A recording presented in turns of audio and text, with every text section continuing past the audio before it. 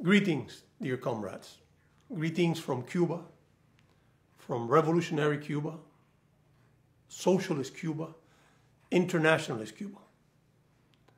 I wish to, first of all, to convey a strong message of appreciation for the solidarity, the friendship, and the support from our brothers and sisters of South Africa.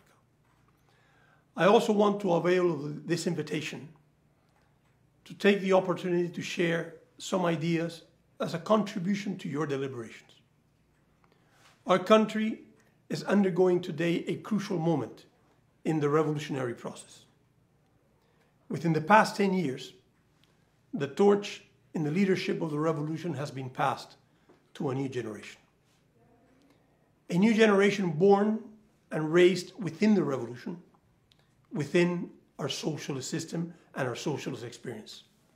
It's a generation committed to uphold, to defend, and to further develop socialism. It's a generation loyal to the teachings and the example of Fidel Castro, of Raúl Castro, of Che Guevara, and many others of the generation that led the path toward a true independence for Cuba and social justice in our country. Today, Cuba continues to suffer the unrelenting hostility of the US government. We continue facing the strategic objective of imperialism, which is determined to destroy the Cuban Revolution. It is determined to stifle our socialist experience and to send also a threatening message to any nation or any people that might attempt to a truly independent political course, especially in Latin America. As many of you know, the economic blockade is the main weapon of imperialism against Cuba. For over 65 years, it has been a fundamental burden for our efforts to develop the economy and to raise the standard of living of the Cuban population. The economic blockade does not simply imply, as many of you know, that the US refuses to trade with Cuba, or that the US market is prohibited for Cuba. It is much more than that.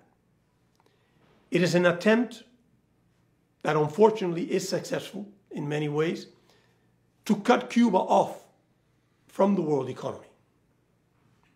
The US makes use of its overwhelming economic power and influence to deny Cuba markets, to deny Cuban financing, technology, spare parts, raw materials, medicines, food in any country around the world. And when I say any country, it includes countries that are friendly with Cuba, like South Africa. It's a policy that is carried out regardless of the position of that country with the economic blockade, regardless of the relationship of that country with Cuba, regardless of the position that that government has in the UN, where almost unanimously the economic blockade is rejected. And all of this has an impact on banks that refuse to lend or relate with Cuba. The US currency, for example, is prohibited from any transactions if they are related to Cuba. So any transaction remotely related with Cuba is frozen if it uses the US dollar, or even if it uses another currency but has to pass through the US-owned banking systems or electronic payment systems. And it is well known that the majority of the banking and payment systems around the world are origined in US companies. Therefore, all of this has a huge impact in Cuba's foreign trade. It has a direct impact on trading companies that, for example, refuse to export to Cuba or to import from Cuba. It has an impact on shipping companies that refuse to carry cargo to our country, or that put on a premium price for any shipment because they run the risk of shipping to Cuba and could suffer the consequences from the US political system. It has an impact on technology that is specifically prohibited for Cuba. But it also has a major impact in one of the main sources of income for Cuba. I don't know if you're aware that citizens of many countries, including most European countries, nations, for example, are threatened by the US with personal repercussions if they visit Cuba, regardless of the position of their respective governments of the European countries to Cuba or to the blockade. All of this implies a huge blow against the tourist industry in Cuba, which is a main component of our economy and a main source of income and of foreign currency. To give you an idea, in the last year, the economic blockade has had an economic impact of over $5 billion for Cuba, a small country with a modest economy and with huge problems in infrastructure and trying to develop. All of this has significant social implications also in the country.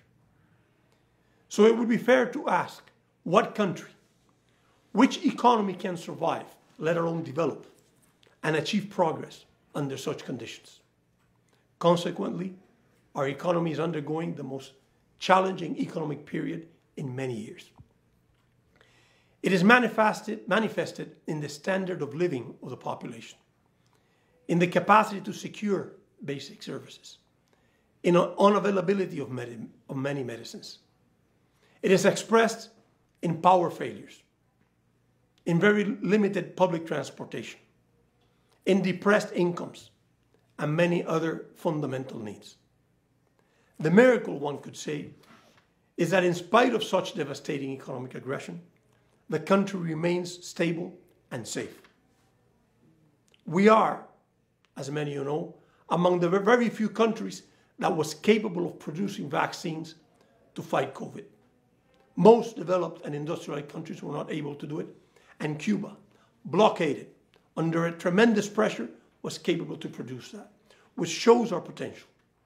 We continue to enjoy high standards of health, education, technological development, and the promotion of arts and culture. We maintain relatively high levels of social justice in the country. We continue to practice internationalism, to provide cooperation to many countries. We continue to be a voice of peace, of cooperation and understanding among many countries around the world.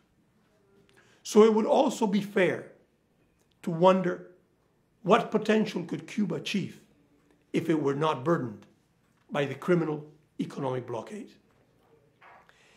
It is important to note, though, and this we want to share with our friends, that we do not remain passive or with our arms crossed. We continue to struggle to transform the economy, to introduce changes to make our economy invulnerable. In other words, we adapt to the real possibility that the economic blockade may never go away. We adapt to the strengths that we have achieved under socialism. We make use of our education and our creative capacity. And of course, we continue to denounce in every opportunity and every corner of the world the criminal economic blockade by the United States. The challenge, of course, is significant, but we are not deterred. We don't ask the US government for favors. We don't ask for donations, for grants, or for a privileged treatment. We simply request that we be left alone and that we be left in peace. And of course, we demand that the US stop sabotaging our economy in such unequal terms and to stop a policy of permanent aggression and terrorism against our people. We know that our path is forward. It is not backwards. It is not a return to being a neo-colony of US imperialism. It is not a return to an unequal, polarized, and racist society as Cuba was before the socialist revolution and the revolution path that we took 65 years ago. We, of course, count on the support and the encouragement of many friends around the world. We count on the sympathy of the oppressed, of the ones who suffer discrimination, which are the most, the ones that suffer the predatory exploitation of imperialism and capitalism. We count, of course, on South Africa, a nation whose people we have learned to embrace long ago. We count on our friends. South Africa is a sister nation that has demonstrated sustained loyalty and solidarity with Cuba. I wish you success in your deliberations, and I reaffirm in the strongest terms our unwavering determination to defend and uphold the revolution for which many generations of Cubans have sacrificed so much. Amandla, viva Cuba!